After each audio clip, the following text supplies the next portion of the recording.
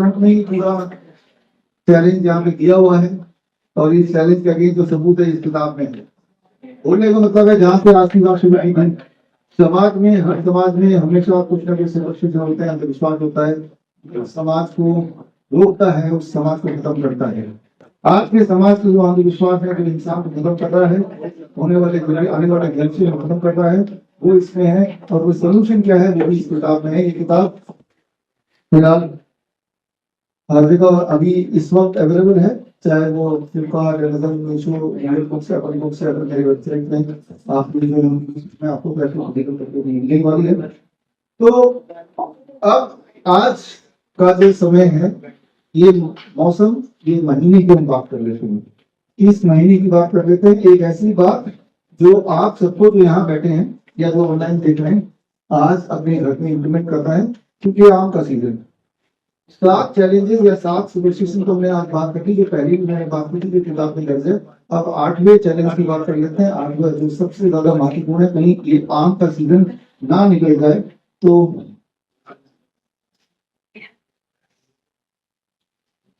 ये सुपरस्टिशन है, विश्वास है कि डायबिटीज पेशेंट आम नहीं खाना खाएंगे। डायबिटीज पेशेंट अगर आम खाएंगे तो उनकी शुगर लेवल बढ़ जाएगा। तो इसलिए बहुत इम्पोर्टेंट है कि आपको ये 8वें सुपरस्टिशन से मैं रूबरू कराऊं। अब आपने देखा आपके घर के आसपास, आपके घर में भी हो सकता है डायबिटीज पेशेंट को आम का सीजन आ गया, मेरे हाथ में आम है पकड़ना पड़ेगा। अब इसमें देखेंगे ये सफेदा हो गया है, दशहरी भी है, तोतापरी भी है। कौन सा आम डायबिटीज के पेशेंट खा सकते हैं? और ये सिंदूरी है, और ये कौन सा है? आम। तो ये 5 तरह के आम है। आम तो सैकड़ों तरह के होते हैं। अगर डायबिटीज पेशेंट, आम अधिकतर लोगों का फेवरेट फ्रूट होता है, ये हमें पता है, इंक्लूडिंग मी। लेकिन डायबिटीज के पेशेंट को अगर आम खाना ही है तो कौन सा वाला आम खाएंगे?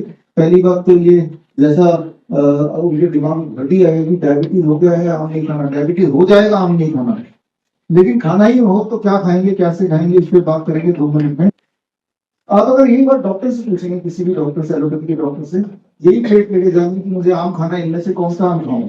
एक आम तो मैं खा के ही रहूंगा, चाहे मैं कल की ना मर जाऊं, मेरी ब्लड शुगर लेवल कुछ भी। तो वो जो डॉक्टर है पहले तो डराएगा और देखेगा पेशेंट मान नहीं रहा, तो इनमें से एक आम को चुनेगा। तो कौन सा चुनेगा? जो थोड़ा हरा दिख रहा है ना, कि अभी ये कच्चा है तो चलो ठीक है।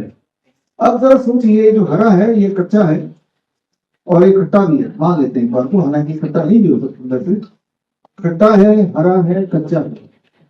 क्या ये, अगर आप डॉक्टर से पूछेंगे कि कच्चा, खट्टा, हरा आम क्या मैं ये खा सकता हूँ, ये मीठा नहीं है, तो उस लड़की डॉक्टर बोलेगा हाँ ये खा लेंगे। लेकिन आप सोचिए इस आम को मैं यहाँ रख देता हूँ और 1 हफ्ते बाद में आता हूँ, तो ये कच्चा रहेगा, ये पीला हो जाएगा, अंदर से मीठा हो जाएगा। अब मैं उसी डॉक्टर को ये लेके बोलता हूँ कि अब मैं क्या खा सकता हूँ, अब उसका जवाब बदल जाएगा, नहीं खा सकते। जरा सोचिए 1 हफ्ते में क्या बदल गया। कि आपको लगता है कि बाहर से कोई जादुई तरीके से इसके अंदर शुगर, ग्लूकोज, फ्रुक्टोज भर दिया होगा? रंग जरूर चेंज हो गया, राइट, क्लोरोफिल इफेक्ट से चेंज हो गया, लेकिन अंदर का माल जो पहले था जब ये हरा था और जब बाद में है जब वो पीला है, अंदर का माल तब भी सेम ही है। तो जो अंदर का माल सेम है, उसमें कार्बोहाइड्रेट भी उतना है, उसमें प्रोटीन भी उतना है, उसमें फैट भी उतना, सारे की सारी मिनरल उतनी है जितनी हरे में थी। तो जब खट्टा वाला आम, कच्चा वाला आम, हरे वाला आम के लिए डायबिटीज पेशेंट को मना नहीं कर रहा वो डॉक्टर, तो जब ये पीला हो गया तो मना क्यों कर रहा है? इसमें तो नया तो भरा नहीं है, तो पहले से ही पैक्ड है, इसके अंदर ना तो कुछ निकला ना तो कुछ गया। तो यहीं से आपको शक हो जाना चाहिए कि डॉक्टर जो बोल रहे हैं वो गलत बोल रहे हैं, वो अनजाने में बोल रहे हैं, जो उसको पढ़ाया गया वो बोल रहे हैं, ना कि वो हो सकते थे।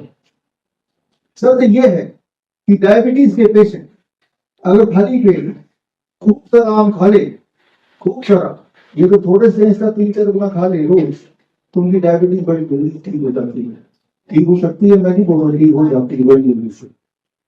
और जिनको अभी विश्वास नहीं है, हमारे तो हजारों पेशेंट्स है जिनकी डायबिटीज आम खा के ठीक हुई है।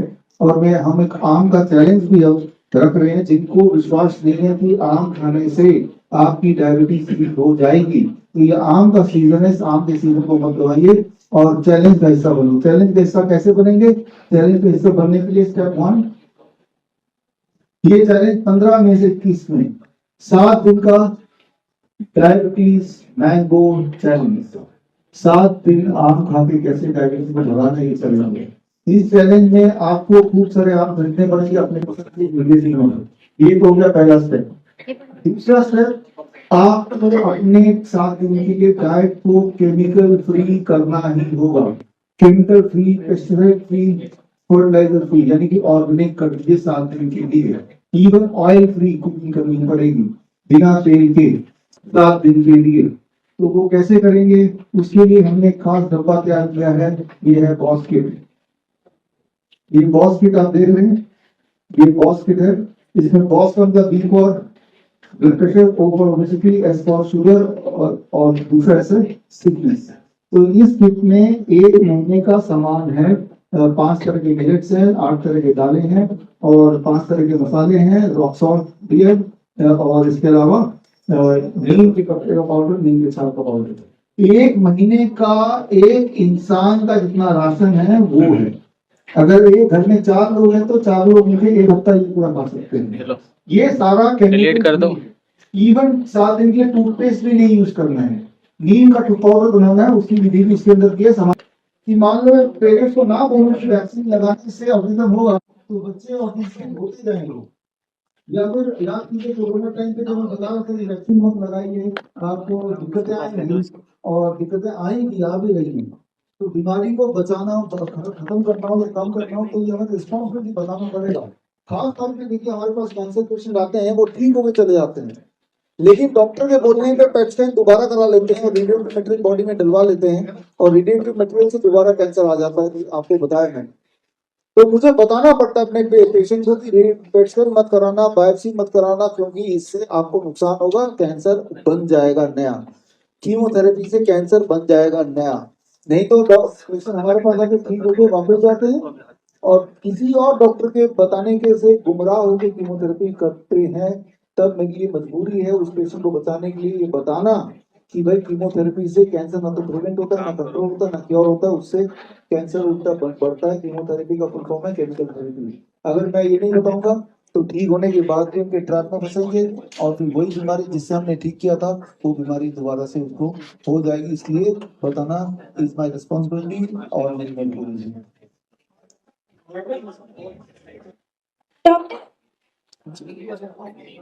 हाँ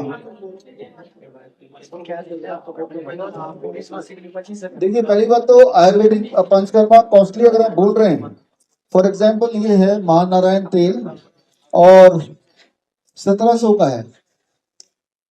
जिसके घुटने में दर्द है उनसे पूछिए घुटने का दर्द कैसा होता है, बॉडी में दर्द है पूछिए। वो कई सालों से ऑलरेडी दवा ले रहा, लाखों रुपए खर्च कर चुका है।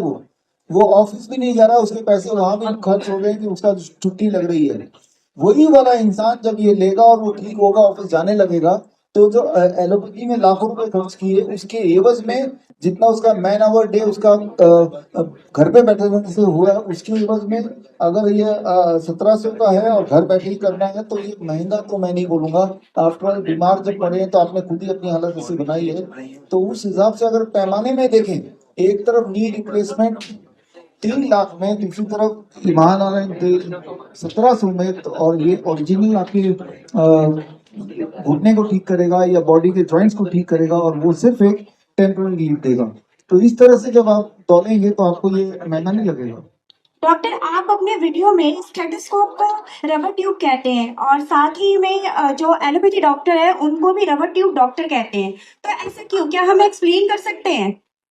बचपन से आप सबने बड़े होते हुए देखा, हम में से कोई भी ऐसा नहीं होगा जिसने कभी ना कभी जिसके हार्ट लंग्स को डॉक्टर ने स्टेथोस्कोप से चेक नहीं किया होगा।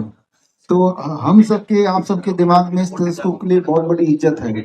ऐसा लगता है ना जाने क्या जादुई इंस्ट्रूमेंट है, इसको लगाते हैं और सब कुछ पता चल जाता है। जबकि असलियत क्या है स्टेथोस्कोप की, आप जान के हैरान होंगे।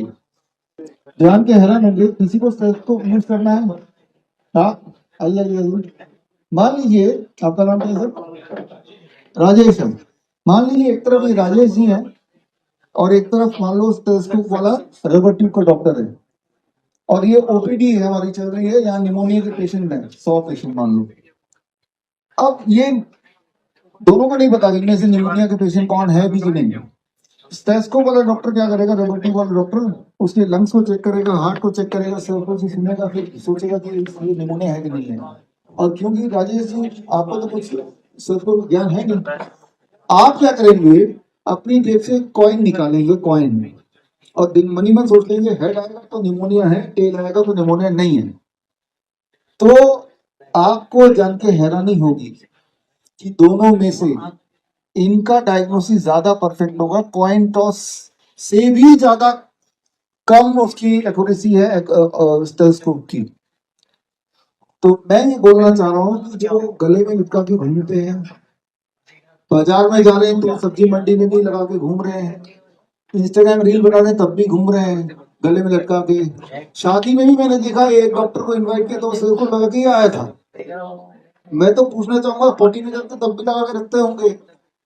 तो एक ऐसा माहौल दिमाग में बना दिया है एक हाइप कि न जाने क्या जादू की छड़ी की तरह, मतलब न जाने क्या जादुई चिराग है ये। जबकि असलियत ये है कि कॉइन टॉस से भी इसका जो एक्यूरेसी है, सेंसिटिविटी टेस्ट बोलते हैं, वो कम है। जो बात मैं बता रहा हूँ इस बात को साबित करने के लिए मैं तो ओपन बोल रहा हूँ कि सेंसिटिविटी टेस्ट आप बताइए कि कॉइन का मुकाबला भी कर पाएंगे, कॉइन, सिर्फ एक कॉइन, उसको कॉइन का मुकाबला भी नहीं कर पाएगा। और मेरी किताब आने वाली है stethoscope is it more accurate then coin toss, उस किताब को पढ़ेंगे तो आपको समझ आ जाएगा कि जो एक माहौल बना दिया स्टेथोस्कोप लगा के, लगता है कि ये भयंकर डॉक्टर है, जबकि वो उसकी एक्यूरेसी कॉइन टॉस से भी कम है। इसलिए मैं बोलता हूँ ये रबर ट्यूब वाले डॉक्टर्स हैं, सिर्फ रबर ट्यूब गले में लटका के ये एक भ्रम पैदा करते हैं कि हम आपको ठीक कर सकते हैं, कोई नहीं ठीक कर सकता। Thank you. डॉक्टर साहब आपकी कंसल्टेंसी में देशवासियों के लिए 25,000 फी है, वही विदेशियों के लिए 35,000 फी है, तो कुछ महंगा नहीं है देशवासियों के लिए? देखिए जैसे आज आपने देखा कि हमारे कई सारी बीमारी का हमारी फीस फ्री है। ऑटिज्म के लिए, neuro developmental disorder, cerebral palsy के लिए, थैलेसीमिया के लिए, ट्यूबरक्लोसिस के लिए, एचआईवी एड्स के नाम पे पेशेंट को दवाई खिलाते हैं, इन पेशेंट्स के लिए, कई सारी बीमारियों के लिए लंबे समय से ही हमने फीस जीरो की हुई है, पहली बात। दूसरी बात, मान लो 25,000 फीस जरूर है देशवासियों के लिए, लेकिन ये फीस किस चीज की है? ये फीस इस चीज की कि हम उसको ठीक कर रहे हैं एक ऐसी बीमारी से जिसमें हर महीने वही वाला पेशेंट 50,000 से 1 लाख रुपए खर्च कर रहा है। फॉर एग्जाम्पल एक डायलिसिस का पेशेंट हमारे पास आता है जो जिसका एवरेज कॉस्ट एक महीने का 50,000 रुपए का है, जो कि पिछले कई सालों से हर महीने 50,000 रुपए खर्च कर रहा है और जिंदगी भर करता रहेगा। उसके एवज में वो हमें 25,000 दे रहा है और हम उसको डायलिसिस की चुभन से बचा रहे हैं। और वो डायलिसिस के चक्कर में उसकी जॉब छूट गई थी, वो बीमार पड़ गया था, दवाइयों के चुंगल में था, घर पे लेटा हुआ था, उसकी वजह से एक और अटेंडेंट को भी अपना जॉब छोड़ना पड़ा, परिवार के किसी एक सदस्य को, ताकि उसका देखभाल कर पाए। तो अगर इस तरह से कंपेयर करेंगे कि हम 25,000 में कोई एक बीमारी नहीं ठीक करते, अगर हमारे पास कोई पेशेंट आता है और उसको डायबिटीज भी है, बीपी भी है और साथ में क्रॉनिक किडनी डिजीज भी है, तो एक तीन से कई निशान हम होलिस्टिकली ठीक करते हैं। तो अगर इस तरह से देखेंगे तो सस्ता लगेगा, नंबर 1। नंबर 2, हम 1 महीने का पूरा प्रोटोकॉल देते हैं जिसमें हमारी टीम में आयुर्वेदिक डॉक्टर है, एलोपैथिक डॉक्टर है और नेचुरोपैथी फिजिशियंस हैं और साथ में न्यूट्रिशनिस्ट है, एक्यूप्रेशर है, इंटीग्रेटिव मेडिसिन, यानी कि 5-7 पद्धतियों को मिलाकर पेशेंट सेंट्रिक इलाज के लिए जिसको जो भी चीजों की जरूरत है वो बताते हैं। तो एक पेशेंट हमारे पास आता है तो कम से कम 7 डॉक्टर से होता हुआ जाता है, इसीलिए हम 25,000 लेते हैं, लेकिन उसका हर महीने का 50,000 का खर्चा भी कम करते हैं। इंश्योरेंस डिपेंडेंट है तो उसका 10-15,000 का खर्चा जरूर है हर महीने, और आगे भी होने वाला है, उससे पैसा छुड़वाते हैं। तो अगर ऐसे सोचेंगे तो आपको हमारा फीस महंगा नहीं लगेगा। और ये जो पैसा आता है ना, वो पैसा भी हम पब्लिक में लगाते हैं। जो ऑटिज्म का इलाज फ्री में कर पाते हैं, थैलेसीमिया का इलाज फ्री में कर पाते हैं, जिसमें हमारा काफी सारा समय लगता है, और या हमारे रिसोर्सेज लगते हैं, या इस तरह के प्रेस कॉन्फ्रेंस अवेयरनेस कैंप करते हैं, तो वो पैसा भी यहीं से आता है। तो अगर ध्यान से देखें तो हमारा इलाज सबसे सस्ता है, बिकॉज हम क्योर करते हैं। एलोपैथी सिर्फ उसको सिम्टोमेटिक रिलीफ देते हुए उसको जिंदगी भर अपना कस्टमर बना के रखता है। सर कई सारे एलोपैथिक डॉक्टर आपकी क्वालिफिकेशन के बारे में सवाल उठाते हैं, आप आज क्लियर कर दीजिए अपनी क्वालिफिकेशन के बारे में। मेरी क्वालिफिकेशन बड़ा सिंपल है। देखिए, मैंने बैचलर ऑफ इंजीनियरिंग किया है प्रोडक्शन इंजीनियरिंग में पंजाब इंजीनियरिंग कॉलेज से, और उसके बाद डायबिटीज पे मैंने कोर्स ग्रेजुएशन किया है, और उसके बाद PhD that is in diabetes, and that is from alliance international university. जो मेरी रिसर्च है डीआईपी डाइट, आज से 15 साल पहले भी डीआईपी डाइट बनाई थी, उस रिसर्च पेपर के बेसिस पे that was the first PhD. Second PhD chronic kidney disease पे है, और ये सेकंड पीएचडी मेरा शिवगढ़ यूनिवर्सिटी पिलानी से है। और ये पीएचडी का जो रिसर्च पेपर है वो है ग्रैड सिस्टम, यानी कि gravitational resistance and guide system की मदद से एक जैसे कोल्ड कफ कंटिन्यू रहने लगा, तो मैं एक चाइल्ड स्पेशलिस्ट से मिली। उसने इसे 1 मंथ तक एंटीबायोटिक कंटिन्यू रखा, पर फिर भी ये 100% सही नहीं हुआ। इसे था ही कोल्ड कफ, तो फिर मैंने उसे बंद कर दी। उसके थोड़े दिन के बाद से बच्चे में थोड़े थोड़े सिम्टम्स नज़र आने लगे, जैसे इसने आई कांटेक्ट मिलाना छोड़ दिया।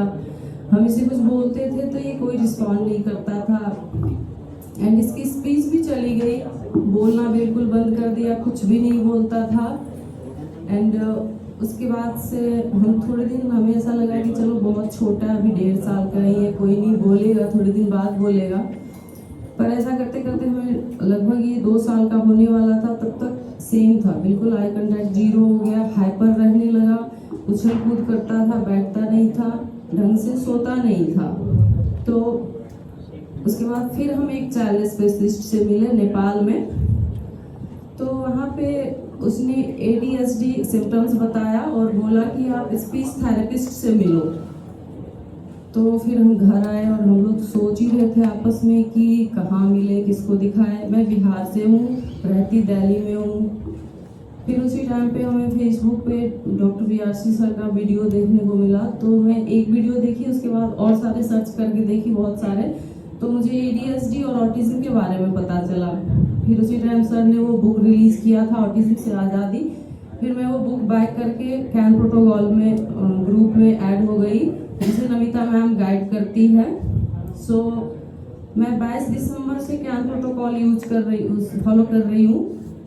कैन प्रोटोकॉल फॉलो करने के 1 वीक के अंदर ही मुझे अपने बेबी में चेंजेस नज़र आने लगे, जैसे कि इसकी हाइपर एक्टिविटी कम हो गई, इसका स्लीपिंग अच्छा होने लगा, एंड ये खाना सही से खाने लगा। ऐसा करते करते लगभग 15-20 दिन हुआ, तब तक में हम कैन प्रोटोकॉल को अच्छे से समझे। सर का वीडियो आता था, मैम हमें गाइड करती थी, एंड फिर मैं अपने बच्चे में इम्प्रूवमेंट दिख रही थी। फिर हम 20 जनवरी को हम लोगों ने आपस में डिसाइड किया कि हम गांव जाएंगे, क्योंकि कैन प्रोटोकॉल को जो हम समझे, मैम जो हमें समझाई, फिर मैम ने हमें सजेस्ट की कि अगर पॉसिबल हो तो आप लोग गांव जा सकते हो, क्योंकि गांव में बच्चे जल्दी क्योर होते हैं। गांव में वो मिट्टी और चूल्हे का खाना, अपने खेतों का साग सब्जी, सब कुछ खुला वातावरण, सब चीज़ अगर वो मिलेगा तो बच्चे जल्दी क्योर हो जाएंगे। फिर हम गाँव गए, गाँव में हम कैन प्रोटोकॉल कंटिन्यू रखे, और मैम की कही हुई बात सही हुई, बच्चे में बहुत अच्छे से इम्प्रूवमेंट आने लगी। 1 मंथ के बाद इसकी आई कांटेक्ट आने लगी, एंड इसकी अंडरस्टैंडिंग बढ़ने लगी, ये सोशल हो गया, पहले किसी से नहीं मिलता था, ये मिलने लगा, एंड 2 महीने के बाद इसकी स्पीच आनी स्टार्ट हो गई। सो अभी इसमें 20 to 30 वर्ड्स इम्प्रूव हो चुका है, जैसे मम्मा, पापा, दादा, दादी, दीदी, ये सब कुछ बोलता है। खाना खाना है तो खाना बोलता है, और ये इधर मैं देख रही हूँ 2-4 दिन से कि लाइन्स को भी जोड़ने लगा है। जैसे मेरी बेटी का नाम लीशा है, तो पहले ये लीशा बोलता था, दीदी अलग से बोलता था, बट अब ये लीशा दीदी एक साथ बोलता है, यानी लाइन्स को जोड़ने लगा है। स्पीच इम्प्रूवमेंट बहुत अच्छी है। बाकी चीज़ स्पीच को छोड़ के हर चीज़ इसका 100% क्योर हो चुका है, और वो सिर्फ और सिर्फ कैन प्रोटोकॉल की वजह से ही हुआ है पॉसिबल। सो हाँ, इस कैन प्रोटोकॉल में जो सबसे मैजिकल थेरेपी वो नीम थेरेपी है। नीम हेड मास्क और नीम बाथ से बच्चे का हाइपर एक्टिविटी तो 4 से 5 दिन में चला जाता है। बाकी इसकी स्लीपिंग, पहले ये 1 घंटे अगर दिन में सो जाता था तो रात को मैं ये सोने नहीं देता था 1-2 बजे रात तक, बट अभी दिन में भी 2-3 घंटे सोता है। अभी इसकी टाइम हो गई सोने की तो ये सो गया, और रात को भी 10 बजे सो जाता है और पूरी रात सोता है। एंड कोकोनट, सर ने बोला था कोकोनट, वो कोकोनट हम ऑयल, कोकोनट मील, अम्बली सुबह शाम सारे मिलेट्स ऐड किए हुए हैं। जो प्रोटोकॉल है मैं अपनी तरफ से तो 100% कर रही हूँ, पर बेबी थोड़ा छोटा है तो ये नहीं ले पा रहा है, 60 to 70% ही कर पा रहा है। बट 60 to 70% के बाद भी बहुत अच्छी इम्प्रूवमेंट है बच्चे में, और ये सिर्फ और सिर्फ कैन प्रोटोकॉल के वजह से ही पॉसिबल हो पाया है। सो मैं BRC sir and Namita ma'am को स्पेशली धन्यवाद देना चाहूँगी कि हमारे बच्चे को आपने नई ज़िंदगी दी है। और इससे पहले हमें नहीं पता था कि हम क्या करें नहीं करें, हमें कुछ समझ नहीं आ रहा था। एंड इतना आसान भी नहीं था, गांव में रहना इतना आसान भी नहीं था। मेरे हस्बैंड यहाँ जॉब करते हैं, एयरलाइंस में है, एयरलाइंस में हमारी अपनी बिजनेस भी है, हमने सारा सेटअप कर दिया था। बट अपने बेबी को फर्स्ट प्रायोरिटी दिया और मैं सब छोड़ के गांव चली गई, और इस साल मैं गांव में ही रहूँगी। हमने आपस में डिसीजन लिया कि हमें इस साल गांव में ही रहना है जब तक बच्चे की स्पीच पूरी तरह ठीक नहीं हो जाए। सो मैं क्या कहते हैं इसके कैन प्रोटोकॉल के बारे में यही कहना चाहूँगी। जितनी भी ADHD और ऑटिज्म के पेरेंट्स हैं सबको मैं यही कहूँगी कि प्लीज़ आप लोग कैन प्रोटोकॉल पे ट्रस्ट करिए, क्योंकि इसके अलावा हमारे पास और कोई दूसरा ऑप्शन भी नहीं है। एलोपैथिक में कोई इलाज नहीं है, सिर्फ हमारा मनी और टाइमिंग का बर्बादी है और कुछ नहीं है। के बाद फिर भी लोग थेरेपी करवाते हैं, बट थेरेपी करवाने के बाद फिर से वो स्टार्ट हो जाती है जैसे ही थेरेपी खत्म हो। तो यही मैं कहना चाहूँगा कि कैन प्रोटोकॉल बेस्ट है ADHD और ये ऑटिज्म वाले बच्चों के लिए। तो जितने भी माता पिता जो भी हैं वो सब इस प्रोटोकॉल को वो करें, फॉलो करें, और बच्चों में इतनी तेज़ी से वो आएगी चेंजिंग, इम्प्रूवमेंट कि आप बिलीव नहीं कर पाओगे, बहुत तेज़ी से। मैं तो दूर रहता हूँ दिल्ली, वाइफ है मेरी तो ये गांव में रह रही है। मैं 3 महीने के बाद देख रहा हूँ उस बच्चे को, काफ़ी ज़्यादा इम्प्रूवमेंट है। जो डेली बेसिस में देखेंगे उसको हो सकता है थोड़ी सी कम परसेंटेज लगे, बट काफ़ी ज़्यादा इम्प्रूवमेंट है।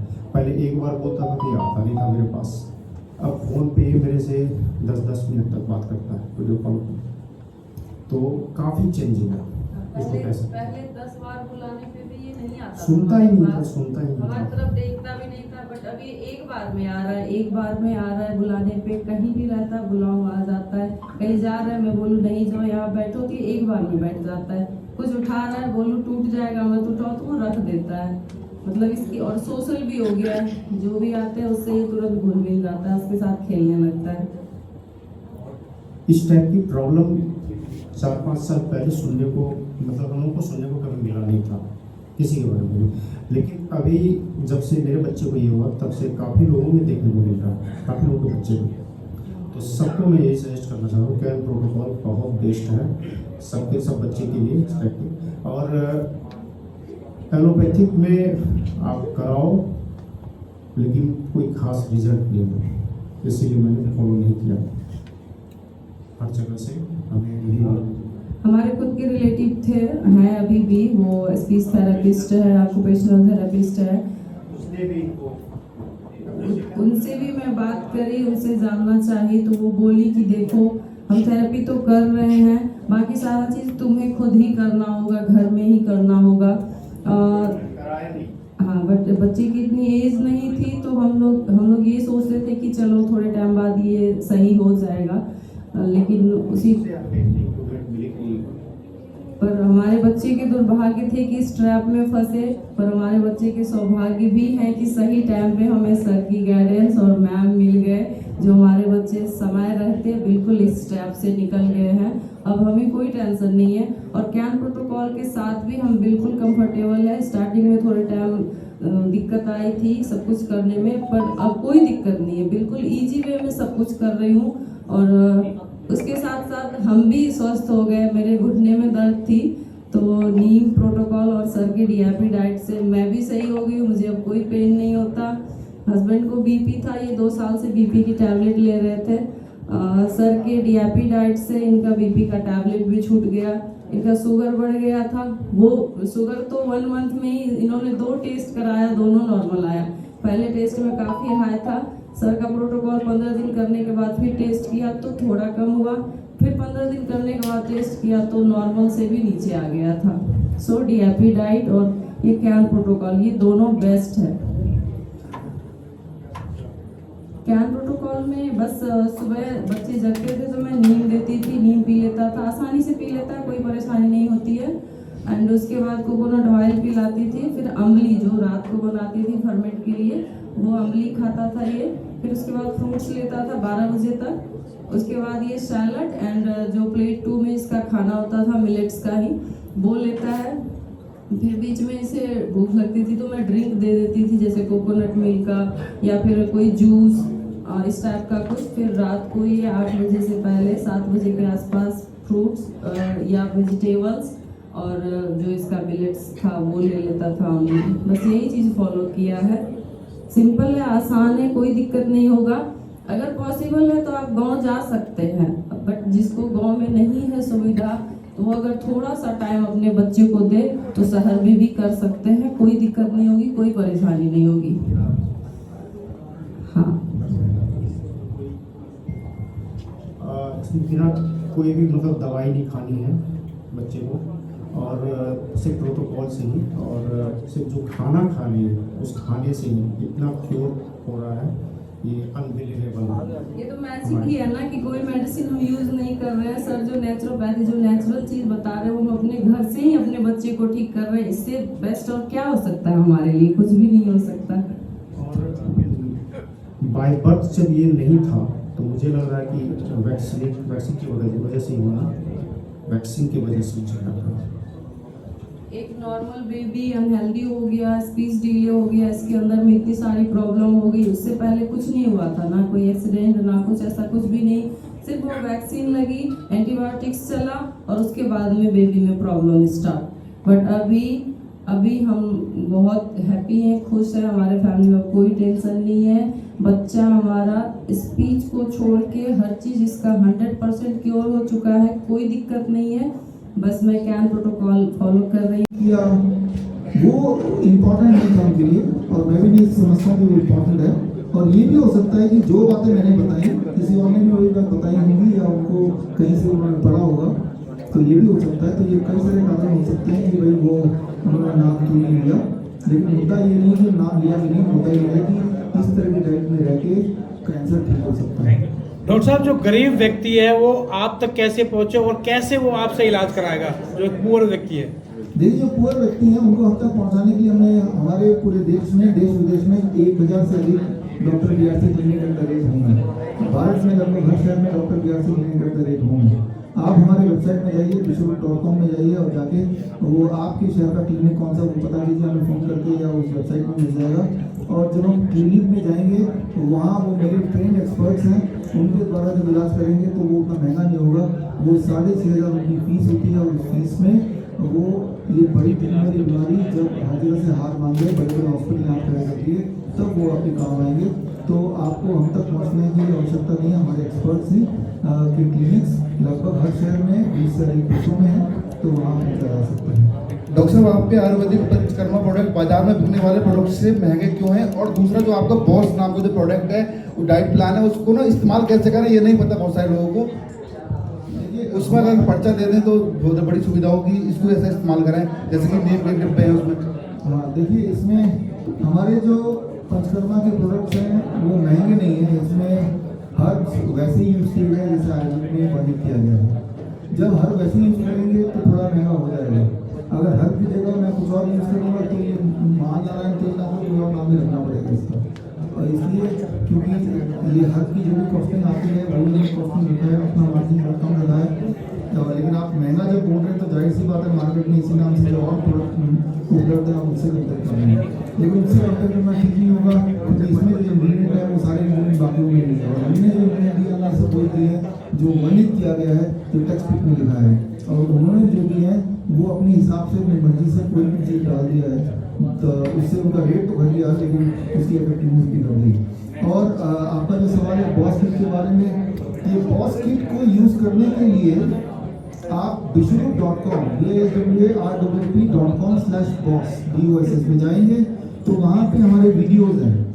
कि ऑयल फ्री खाना कैसे बनाना है, एक इंसान को कब फल खाना है, कितना फल खाना है, कब उसको सलाद खाना है, कितना, उसकी सारी अलग अलग रेसिपीज। तो bishnu.com/boss में जाएंगे तो आपको हमारे कई सारे रेसिपीज के वीडियो मिल जाएंगे। ऑयल फ्री खाना कैसे बनाना है उसकी ट्रेनिंग मिल जाएगा, अलग अलग तरह के प्रोबायोटिक ड्रिंक कैसे बनाना है वो मिल जाएगा। तो लगभग सारी ट्रेनिंग उसमें आपको मिल जाएगी। डलवा लेते हैं और रिलेटिव मटेरियल से दोबारा कैंसर आ जाता है, आपको बताया मैंने। तो मुझे बताना पड़ता है अपने पेशेंट को कि पेट मत कराना, बायोप्सी मत कराना, क्योंकि इससे आपको नुकसान होगा, कैंसर बन जाएगा नया, कीमोथेरेपी से कैंसर बन जाएगा नया। नहीं तो पेशेंट हमारे पास आके ठीक होकर वापस जाते हैं और किसी और डॉक्टर के बताने के से गुमराह होकर कीमोथेरेपी करते हैं।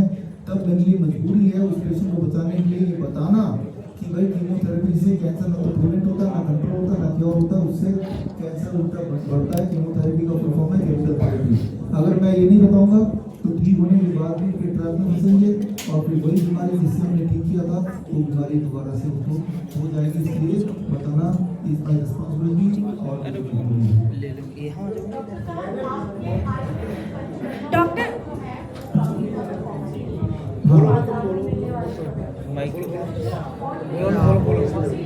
देखिए, पहली बात तो आयुर्वेदिक पंचकर्मा कॉस्टली अगर आप बोल रहे हैं, फॉर एग्जाम्पल ये है महानारायण तेल और 1700 का है। जिसके घुटने में दर्द है उनसे पूछिए घुटने का दर्द कैसा होता है, बॉडी में दर्द है पूछिए। वो कई सालों से ऑलरेडी दवा लेकर लाखों रुपए खर्च कर चुका है। वो ऑफिस भी नहीं जा रहा, उसके पैसे वहाँ भी खर्च हो रहे हैं कि उसका छुट्टी लग रही है। वही वाला इंसान जब ये लेगा और वो ठीक होगा, ऑफिस जाने लगेगा, तो जो एलोपैथी में लाखों रुपए खर्च किए उसके एवज में जितना उसका मैन आवर डे उसका घर पे बैठे रहने से हुआ, उसकी एवज में अगर ये 1700 का है और घर बैठे ही करना है तो ये महंगा तो मैं नहीं बोलूँगा। आपका बीमार जब पड़े तो आपने खुद ही अपनी हालत ऐसी बनाई है। तो उस हिसाब से अगर पैमाने में देखें, एक तरफ नी रिप्लेसमेंट 3 लाख में, दूसरी तरफ ईमान वाला 1700 में, और ये ओरिजिनल आपके घुटने को ठीक करेगा या बॉडी के जॉइंट्स को ठीक करेगा और ये सिर्फ एक टेम्पररी लीव देगा। तो इस तरह से जब आप दौड़ेंगे तो आपको ये महंगा नहीं लगेगा। डॉक्टर, आप अपने वीडियो में स्टेथोस्कोप को रबर ट्यूब कहते हैं और साथ ही में जो एलोपैथी डॉक्टर है, आपसे इलाज करवाने का सही तरीका क्या है? देखिए, इलाज कराने का जो सबसे आसान तरीका है, आप bishnu.com/BOPD में जाइए और वहाँ पे फॉर्म भरना है, फॉर्म भरिए। हमारी टीम आपको कॉन्टैक्ट करेगी। हमारा जो डॉक्टर्स की टीम है वीडियो कॉन्फ्रेंसिंग पे आपके बीमारी को समझेगी, आपकी हिस्ट्री को लेगी और जिस समय भी डॉक्टर के अल्टीमेटली मेरे पास पहुँचेगा मैं उसको देखूंगा, देख के मैं अपनी राय बताऊंगा। लेकिन याद रखिए कि मेरे अकेले से नहीं, पूरी टीम काम करती है हर पेशेंट में। एक टीम में एक पेशेंट के लिए 7 डॉक्टर्स होते हैं जो उसका 1 महीने तक पूरी तरह से फॉलोअप करते हैं। तो आसान तरीका bishnu.com में जाके घर बैठे इलाज कराइए। मैं ये चाहता हूँ कि आप हमारे क्लिनिक भी बताइए, हमारे हॉस्पिटल में बताइए, आप घर जहाँ भी बैठे हैं वहीं बैठ के आसानी से इलाज हो सकता है, बड़े आराम से घर की कन्वीनियंस में। bishnu.com/BOPD में जाते हैं।